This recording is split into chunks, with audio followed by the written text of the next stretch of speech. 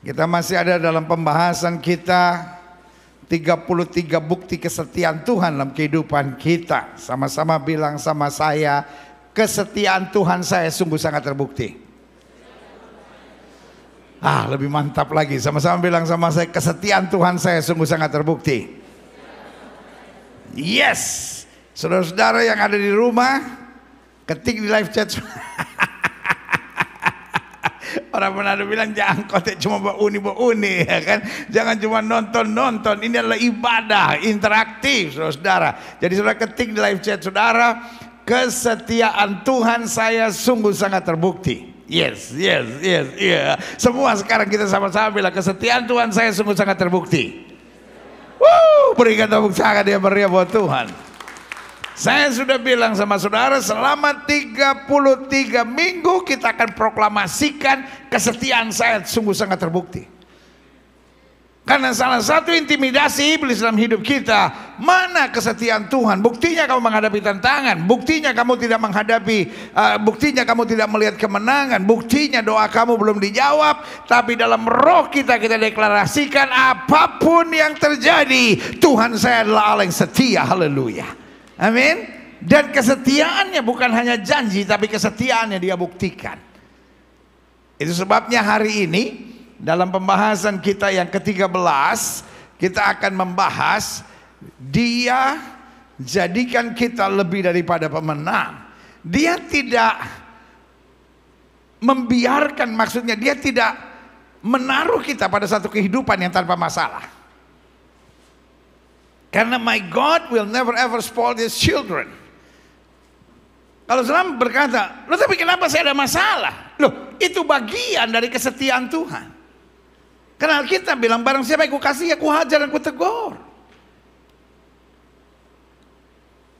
Bukti bahwa saudara sayang sama anak-anak saudara, saudara suruh dia ke sekolah. Bukti saudara sayang sama anak-anak saudara, saudara suruh dia olahraga. Anak-anak saudara maunya apa? Main game. Iya kan? Terus telepon Gojek, ya kan? Order food. Sambil dia nonton, sambil dia main game, makan ya. Tapi karena saudara sayang sama anak-anak saudara, saudara bilang lo olahraga kayak apa kayak gitu, kerjain sesuatu, outdoor activity. Saudara ingin lihat anak saudara berkeringat. Nah saudaraku yang kasih dalam Tuhan, jangan berpikir kalau Tuhan saya setia, dia jauhkan saya dari semua masalah. Dia izinkan kita menghadapi masalah, dia izinkan kita kadang-kala menghadapi kegagalan, dia kadang-kala izinkan kita menghadapi hal-hal yang menyakitkan, tapi dia janji kita lebih daripada orang-orang yang menang. Yang setuju katakan amin. Nah ini yang kita mau belajar hari ini. Buka Alkitab kita sama-sama. Roma pasal 8 ayat 35 sampai 39. Siapakah yang akan memisahkan kita dari kasih Kristus? Nah itu kuncinya. Sama-sama bilang sama saya, masalah apapun. Sama-sama bilang sama saya, masalah apapun, situasi apapun tidak dapat memisahkan saya dari kasih Kristus. Daud bilang hanya dekat Allah saja aku tenang. Berarti kalau kita mau menjauh dari Kristus, sorry untuk bilang ini, kita bodoh. Karena masalah tidak berarti bahwa Tuhan meninggalkan kita.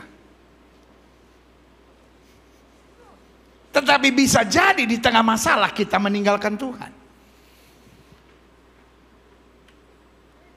Karena kelemahan orang Indonesia ada dua.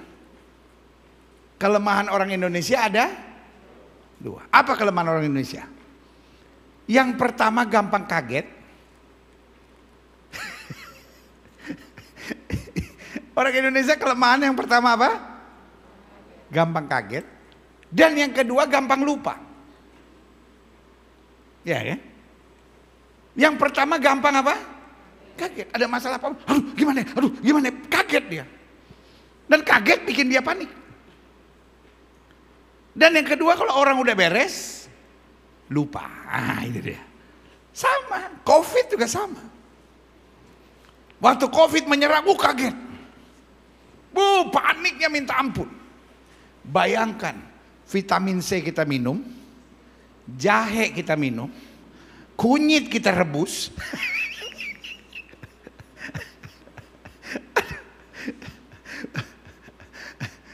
Ada masanya, saudara-saudara.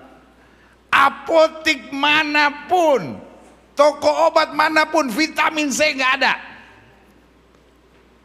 Karena apa? Gampang kaget.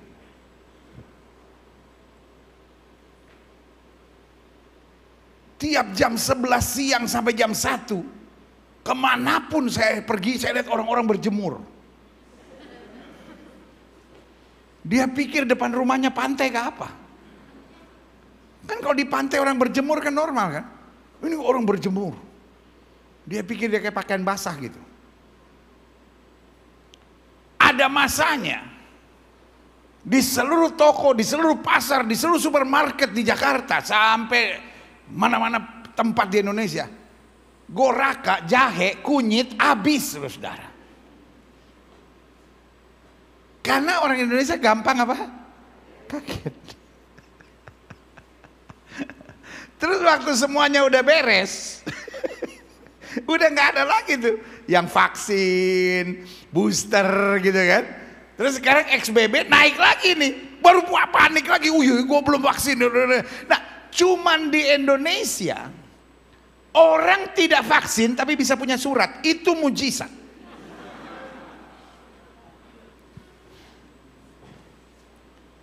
Saya tanya sama orang, lu kenapa nggak vaksin?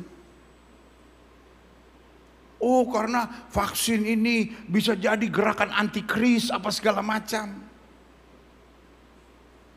Nah terus lu pergi-pergi kemana-mana gimana dong? Oh, ada suratnya. Itu bohong nggak? Bohong. Vaksin itu ada hubungan sama antikris belum pasti.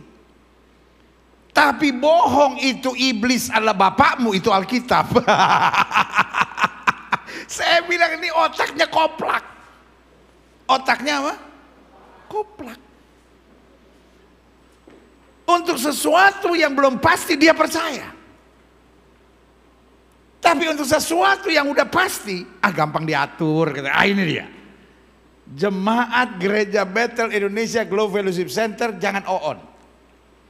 Satu, kita jangan gampang kaget. Kita percaya Tuhan bela kita. Apapun yang terjadi, tidak pernah orang benar dipermalukan. Tuhan berikan tepuk tangan yang meriah buat Tuhan. Kita nggak usah gampang kaget. Apapun yang terjadi, kita percaya Allah turut bekerja dalam segala perkara untuk mendatangkan kebaikan. Dan yang kedua, kita jangan lupa. Karena kita tahu sesuatu terjadi pasti ada pesan Tuhan. Amin. Kita tahu, oh Tuhan izinkan ini terjadi supaya kita belajar. Daud ada pada situasi yang tidak menyenangkan. Dari masa mudanya dia sudah harus mengembalakan kambing domba kawanan ayahnya. Dan dalam mengembalakan kambing domba kawanan ayahnya, dia berkali-kali harus menghadapi binatang buas. Tapi itu tidak menjadikan dirinya piti. Kakak-kakak saya kok gitu ya? Saya harus menghadapi binatang buas. Kok bapak saya tega banget. Kita kan kadang-kadang suka piti begitu. Karena kita gampang kaget.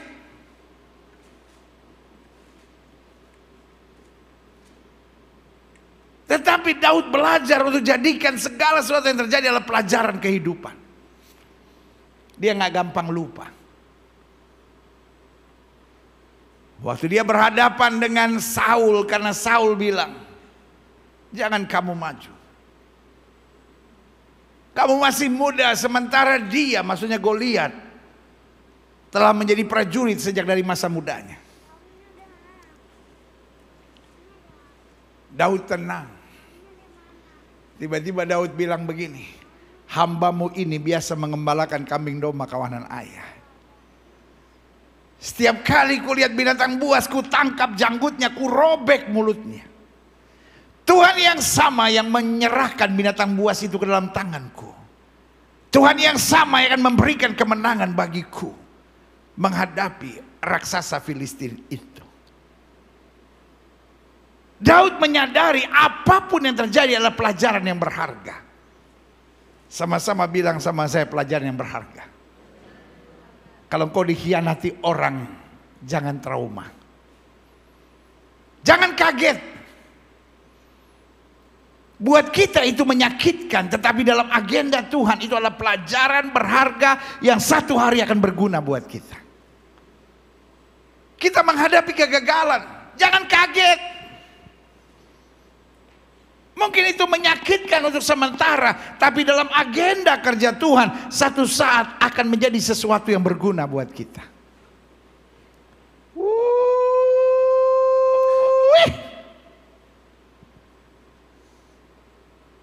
Ini kalau sebelum COVID nih pasti udah banyak kan. Amin, haleluya. Tapi kan setelah COVID kan jadi. Amin.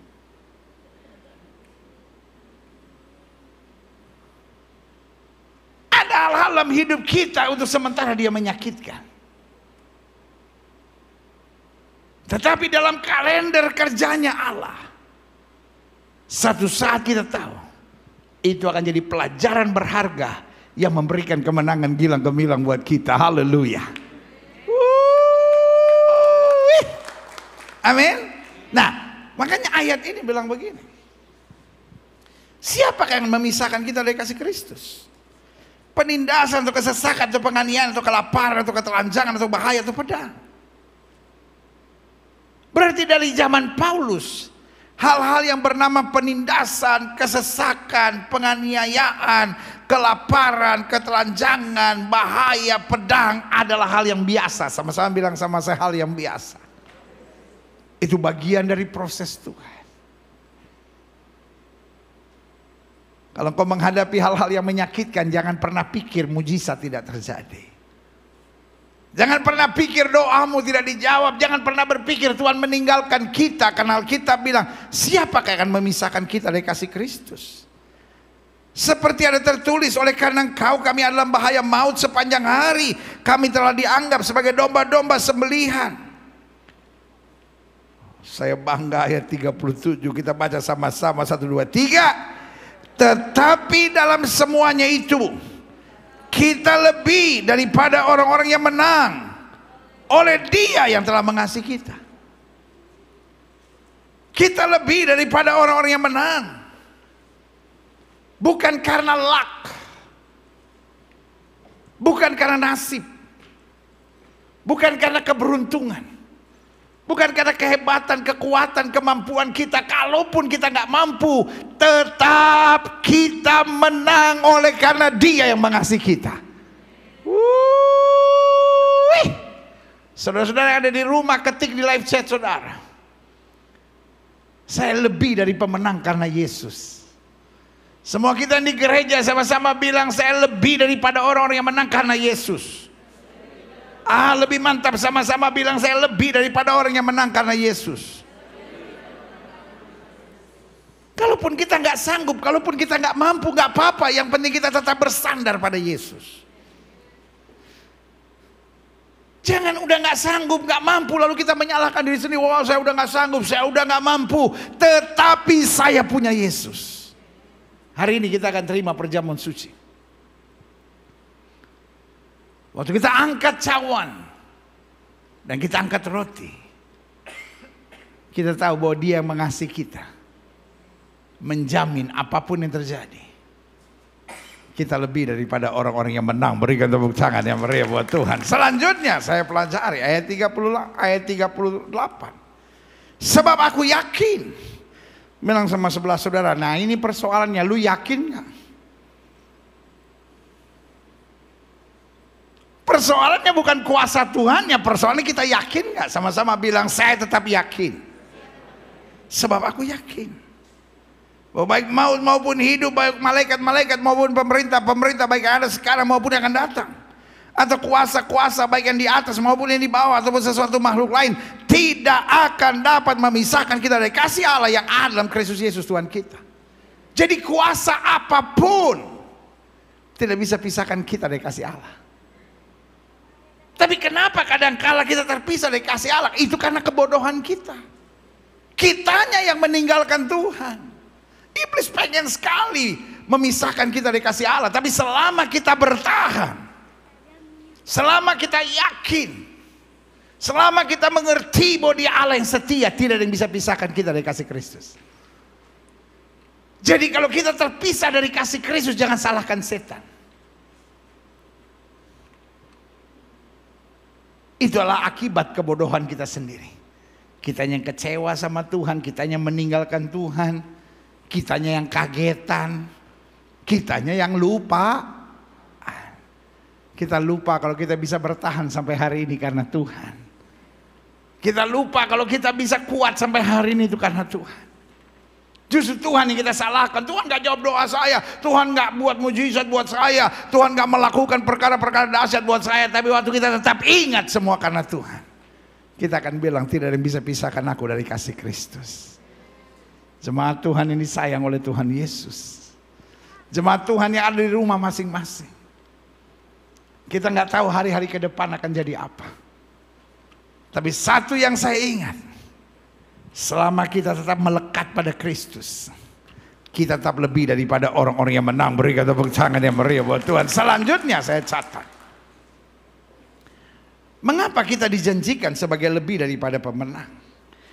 Yang pertama, karena memang pada dasarnya hidup harus menghadapi peperangan, suka atau tidak suka, like or dislike, siap atau tidak siap. Engkau orang bodoh, engkau harus menghadapi peperangan kehidupan. Engkau orang hebat, kau harus menghadapi peperangan dalam kehidupan. Ada orang-orang kaya, orang-orang sukses, orang-orang berhasil, capek dalam hidupnya.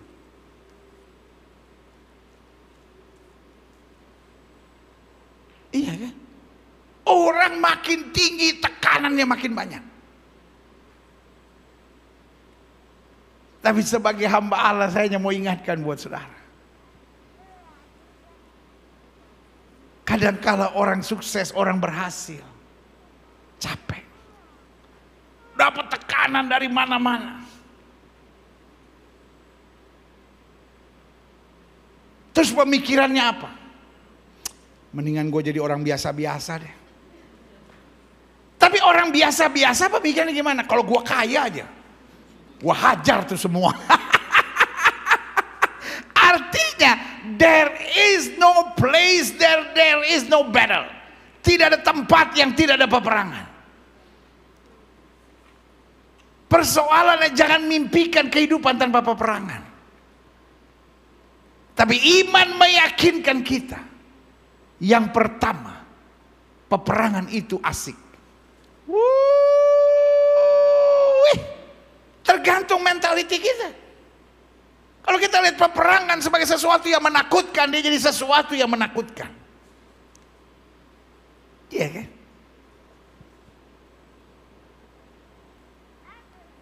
Tapi hari ini sebagai your pastor, saya mau ingatkan buat saudara, mentalitas kita yang sangat menentukan. Kalau mental kita tahu bahwa Tuhan menyertai kita, peperangan bukan tanda Tuhan tidak terlibat. Tapi peperangan adalah bagian proses pendewasaan kita untuk kita mengalami pengalaman-pengalaman yang lebih luar biasa bersama Kristus. Yang setuju katakan amin. Yang pertama, peperangan itu asik. Mungkin sebagian sudah menatap saya dan bilang, buat pendeta kali asik, buat saya capek, pendeta capek.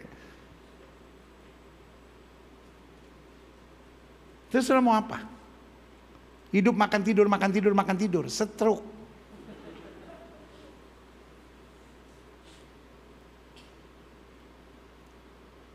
Yang kedua harus kita mengerti, peperangan bukan cuma asik. Peperangan kita selalu akan berakhir dengan kemenangan. Sama-sama bilang sama saya, peperangan saya selalu akan berakhir dengan kemenangan. Mungkin sudah menatap saya, Gilbert cuma memotivasi orang. No, the Bible says that.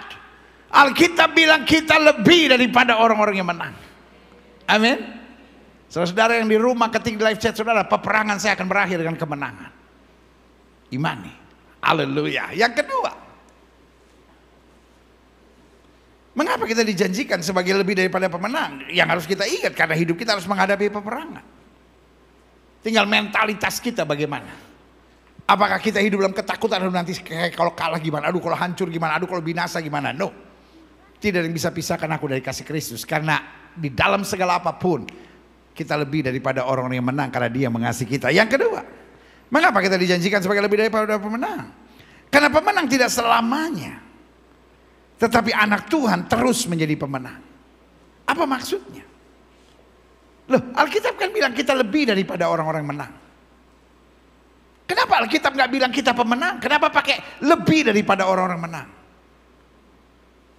Karena siapapun pemenang pasti pernah kalah. Sama-sama bilang sama saya, siapapun juaranya pasti pernah kalah. Indonesia sering juara Thomas Cup. Indonesia pernah beberapa kali menjadi juara Uber Cup. Indonesia sering menjadi juara All England. Tapi pertanyaan saya, pernah kalah nggak? Pernah. Karena siapapun juaranya pasti pernah kalah. Tetapi anak-anak Tuhan dijanjikan Tuhan lebih daripada pemenang. Artinya tidak pernah akan dikalahkan. Makanya selalu saya ngomong sama jemaat yang olehnya Tuhan percayakan saya gembalakan. Saya tidak pernah percaya kalau orang bilang hidup ini seperti roda, kadang di atas, kadang di bawah. Saya sudah baca Alkitab dari Kejadian sampai Wahyu berkali-kali. Saya belum pernah baca di Alkitab saya hidup ini seperti roda, kadang di atas, kadang di bawah. Mungkin itu Majnun pasal 2 ayat 3, saudara. Tapi di Alkitab saya nggak ada kitab Majnun, saudara. Yang ada, coba baca ini. Klik. 2 Korintus 2 ayat 14, ini yang saya pelajari. Memang kelihatannya masuk akal. Hidup seperti roda, kadang di atas, kadang di bawah. Loh, hidup kita kan bukan soal logika, hidup kita soal janji Tuhan. Sama-sama bilang sama saya, hidup saya bukan soal logika. Hidup saya soal janji Tuhan. Kawan-kawan yang ikut di rumah masing-masing ketik di live chat saudara, saya udah bilang ibadah ini ibadah interaktif. Hidup bukan soal logika, tapi hidup soal janji Tuhan. Dan janji Tuhan yang gak pernah ngomong hidup seperti roda, kadang di atas, kadang di bawah. Tetapi janji Tuhannya bilang, this is good one. Saya mau setiap saudara baca sama-sama saya. 2 Korintus 2 ayat 14, baca dengan suara keras, 1, 2, 3. Tapi syukur bagi Allah yang dalam Kristus selalu membawa kami di jalan apa? Kemenangannya. Dengan perantaran kami, dengan kemenangan-kemenangan yang Tuhan berikan buat kami, Ia menyebarkan apa? Karuman pengenalan Dia di mana-mana. Saudara-saudara yang masih beranggapan hidup seperti roda, kadang di atas, kadang di bawah, saudara boleh berdebat sama saya. Saya tidak akan berdebat sama saudara. Saudara mungkin berdebat dan bilang, ya tapi kan kita hidup harus logis dong pendeta. Hidup kan gak selamanya bisa menang, kadang di atas, kadang di bawah. Jawaban saya sederhana, sesuai dengan imanmu jadi padamu. Kalau engkau lagi di atas, saya doakan supaya cepat ke bawah. Dan kalau saudara lagi di bawah, ya saya doakan naik ke atas sebentar lalu ke bawah lagi. Lama-lama gila. Lagi di bawah kita mikir kapan ke atas. Lagi di atas, ya bentar lagi ke bawah lagi. Gila nggak tuh? Saya sudah bilang, saya tidak akan berdebat sama siapapun. Tapi saya cuma bilang sama saudara, dunia punya konsep hidup seperti roda, kadang di atas, kadang di bawah. Tapi Alkitab ada janji dalam 2 Korintus 2 ayat 14. Dan janji itu berkata demikian, syukur bagi Allah yang dalam Kristus kadang-kadang membawa kami di jalan kemenangan, kadang-kadang membawa kami ke jalan kehancuran. Betul begitu? Tapi syukur bagi Allah dalam Kristus membuat hidup kita seperti roda, kadang di atas, kadang di bawah. Betul seperti itu? Nah. Tetapi syukur bagi Allah dalam Kristus. Satu kata ini bless me so much. Selalu. It's always. Orang Indonesia supaya mantap dia bilang gini, selalu, always, dan tidak pernah never. Kemenangan itu apa? Selalu, always, dan tidak pernah.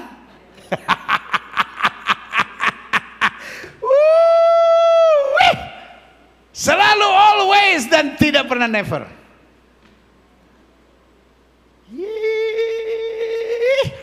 Yeah. Selalu, always, dan tidak pernah never. Kita beriman seperti itu bukan karena pendeta ngomong. Kita beriman seperti itu karena Alkitab, dasar percayanya orang benar yang ngomong. Syukur bagi Allah dalam Kristus. Selalu membawa kami di jalan kemenangannya. Berarti kita imani. Tantangan-tantangan yang menyakitkan dalam hidup kita adalah proses persiapan Tuhan untuk membuat kita memiliki kemenangan yang lebih besar lagi. Berikan tepuk tangan yang meriah buat Tuhan.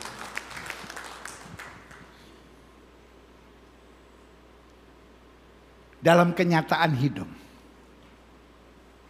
ada namanya pertandingan, ada namanya latihan. Seorang juara dunia Olimpiade, apakah dia selalu hanya bertanding? Tidak. Ada saatnya dia bertanding. Setelah itu dia masuk TC, Training Center. Di TC dia digembleng lagi. Dia udah juara PON. Dia digembleng lebih keras lagi supaya dia bisa target juara SEA Games. Dia juara SEA Games. Bukan berarti wah cuma dapat medali, dapat penghormatan lalu selesai. Tidak, habis itu off. TC lagi, digembleng lagi.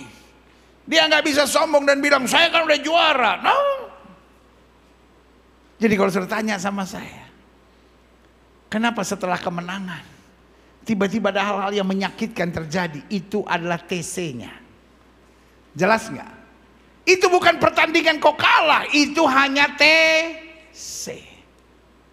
Prosesnya keras memang. Karena Tuhan mempersiapkan sesuatu yang lebih dahsyat, lebih besar, lebih luar biasa buat kita. Berikan tepuk tangan yang meriah. Selanjutnya, yang ketiga. Jadi yang saya pelajari tadi, kenapa kita diberikan lebih daripada orang-orang yang menang? Kenapa istilahnya kok lebih daripada orang menang? Bukankah orang menang itu cukup? Kenapa harus lebih? Nah, saya lihat ada dua hal penting. Yang pertama, karena memang hidup kita harus menghadapi peperangan. Dan Tuhan janjikan kita jangan takut karena kita lebih daripada orang menang. Yang kedua, karena pemenang tidak selamanya, tetapi anak-anak Tuhan. Karena pemenang ada saatnya menang, ada saatnya kalah. Tapi anak Tuhan terus akan menjadi pemenang. Nah, secara singkat saya simpulkan, siapa yang sudah ke gereja, sudah beriman, tapi kok masih tetap bisa dikalahkan? Yang pertama, mereka yang menyimpan kecewa dan menyimpan kepahitan. Nah, ini dia persoalannya. Kan saya udah ke gereja, saya udah pelayanan. Atau kok saya lihat ada orang-orang udah ke gereja, tapi kok bisa dikalahkan? Kan Alkitab bilang, tidak ada yang bisa pisahkan kita dari kasih Kristus. Tapi kenyataannya kenapa bisa? Saya sudah bilang tadi, karena kebodohan kita. Menyimpan kecewa dan kepahitan. Padahal Yesus sudah bilang, mari kamu yang letih lesu dan berbeban berat, aku akan beri kelegaan. Yesus sudah bilang, serahkan kekhawatiranmu kepada Tuhan. Berarti kalau engkau kecewa dan menyimpan kepahitan, engkau sedang ada dalam jebakan iblis yang akan membuatmu makin terpisah dari kasih Kristus. Kecewa dan kepahitan adalah sampah yang harus kita buang. Sama-sama bilang sama saya, kecewa dan kepahitan adalah sampah yang harus kita buang. Selama masih menyimpan di hatimu, akan merusak hari depanmu. Tapi selama kau serahkan kepada Tuhan, engkau akan rebut kemenangan yang Tuhan janjikan. Haleluya. Selanjutnya, yang kedua saya pelajari, siapa orang yang sudah ke gereja kok bisa tetap dikalahkan? Mereka yang sombong, ambisius, dan berjiwa bos. Alkitab bilang orang yang meninggikan diri akan direndahkan Tuhan.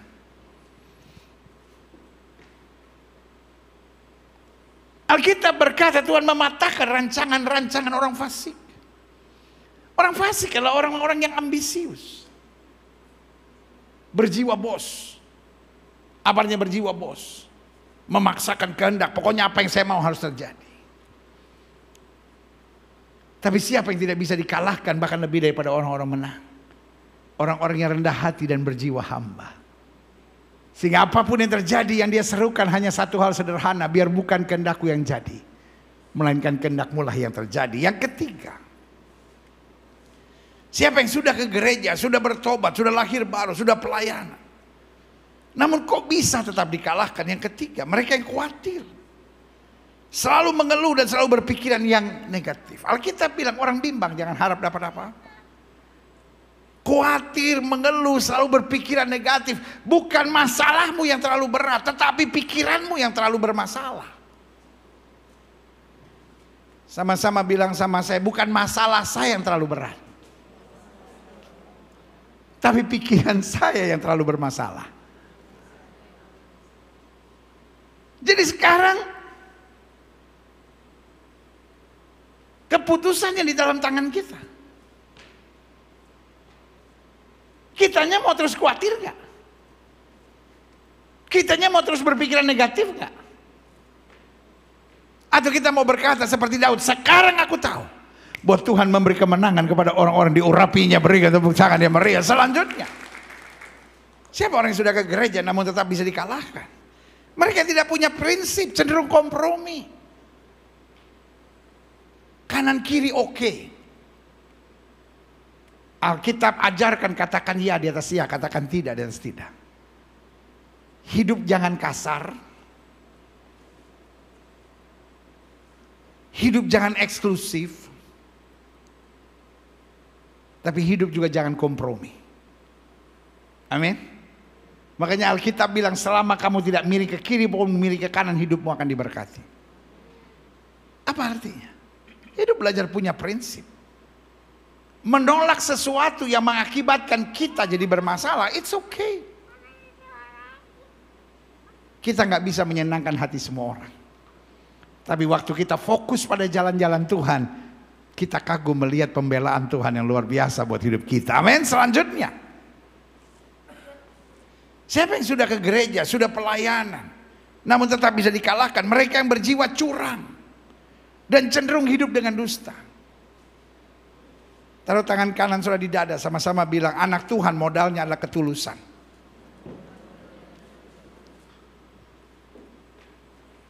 Dunia itu saya sebut a tricky world.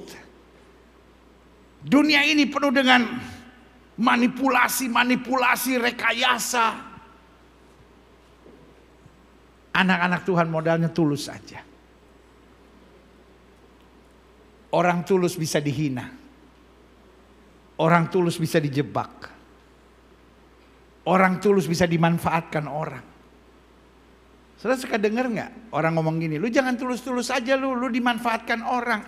Dalam hidup saya mendingan dimanfaatkan orang, artinya saya masih bermanfaat, daripada saya memanfaatkan orang, bos. Kalau saya memanfaatkan orang, saya sampah busuk yang tidak berarti dan tidak berguna. Tetapi kalau saya dimanfaatkan orang, berarti minimal hidup saya masih bermanfaat. Dan saya belum pernah ketemu orang yang dimanfaatkan orang lalu hidupnya menderita. Yang saya ketemu orang yang dimanfaatkan orang, ada saja berkat pembelaan Tuhan. Amin. Memang hidup tuh jangan goblok-goblok amat. Hidup jangan apa? Goblok-goblok amat. Tapi hidup tetap harus tulus. Hidup tetap harus jujur. Hidup tetap harus berjalan dalam kebenaran. Kita kaget melihat terobosan yang Tuhan berikan buat kita. Yang setuju katakan amin. Selanjutnya, siapa yang sudah ke gereja namun tetap bisa dikalahkan? Ah, ini gak enak. Mereka yang kepala batu dan suka memaksakan kehendak. Pak, jangan kepala batu. Hidup ngalir aja gitu. Hidup ikuti tuntunan Tuhan. Karena Alkitab bilang jalanmu berbeda dengan jalanku. Hari ini kita akan menerima perjamuan suci. Dan waktu kita angkat tubuh dan darah Kristus, biarlah kita belajar mengingat yang Tuhan arahkan kita kadang-kala gak selalu yang paling menyenangkan buat kita. Tapi yang pasti itu selalu terbaik. Orang-orang yang kepala batu cepat mati, saudara. Karena orang-orang yang kepala batu hidupnya stres terus. Itu ya orang-orang kepala batu, jantungan lah, darah tinggi lah, ujung-ujungnya stroke lah. Saya nggak bilang semua orang stroke pasti gara-gara kepala batu. Tapi banyak orang yang kepala batu, ujung-ujungnya stroke. Saudara mungkin boleh ngotot sama saya buktinya enggak, belum. Oh, pendeta ini nakutin saya. Lu bukan nakutin, ngajarin lu bertobat. Kok kepala batu masih mau kepala batu? Iya dong. Terus kalau bukan pendeta yang nasihatin saudara, siapa yang mau nasihatin saudara? Gilbert emosi. Bukan emosi, sayang.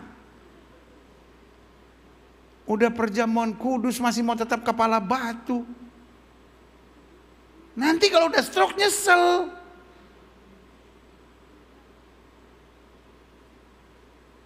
Dan yang lebih berat pikirannya siapa? Ya gembala saudara. Aduh, gue ngajarin apa ya? Kok jemaat bertahun-tahun ke gereja masih tetap kepala batu sampai stroke. Makanya hari ini mungkin firman Tuhan gak enak untuk kita dengar. Tapi yang saya mau bilang sama saudara, orang-orang kepala batu hidupnya akan terus tertekan. Dan yang lebih berat, dia bukan hanya tertekan buat dirinya sendiri, dia bikin stres orang sekitarnya. Ya, nanti sampai rumah tanya ya sama suami saudara atau istri saudara, "Mah, bagaimana perasaan mama selama ini punya suami kepala batu kayak aku?" Biasanya istri gak jawab. Air matanya mengalir. Baguslah Pak kalau Papa sadar.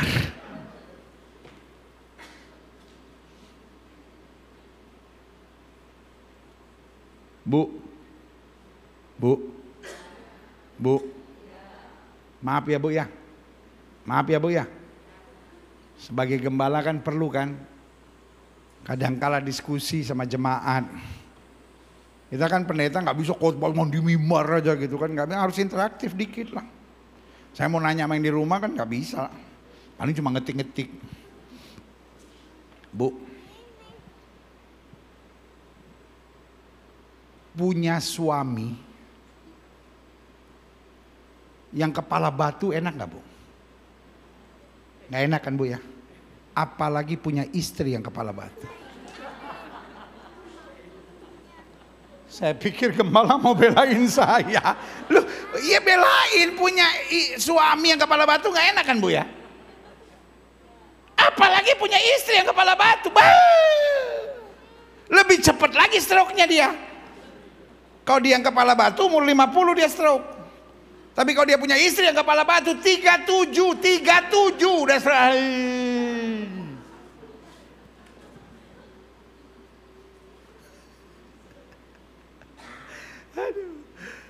Bagaimana anak-anak sekarang nggak narkoba lah. Nah, dua-duanya bapak ibunya kepala batu, begitu akibatnya. Orang kepala batu nyusahin. Bilang sama sebelah saudara, orang kepala batu nyusahin. Bilang sama orang yang baru ngomong sama saudara, makanya lu bertobat. Saya ngerti, hidup memang belum sempurna. Tapi minimal jangan jadi orang kepala batu. Minimal jadi orang yang masih ditegur, masih mau minta maaf. Minimal masih mau berubah. Minimal masih terus mau jadi berkat. Minimal tetap masih mau yakin Tuhan lewat hidup saya. Orang lain harus melihat kasih karunia Tuhan. Haleluya. Yang terakhir, saya undang pemain musik maju ke depan. Siapa yang sudah ke gereja namun tetap bisa dikalahkan? Mereka yang tidak memprioritaskan Tuhan dalam hidupnya. Iblis itu licik. Waktu dia lihat kita ke gereja, tapi yang menjadi prioritas hidup kita bagaimana saya sukses, bagaimana saya berhasil, bagaimana saya diberkati. Oh, iblis bermain di situ.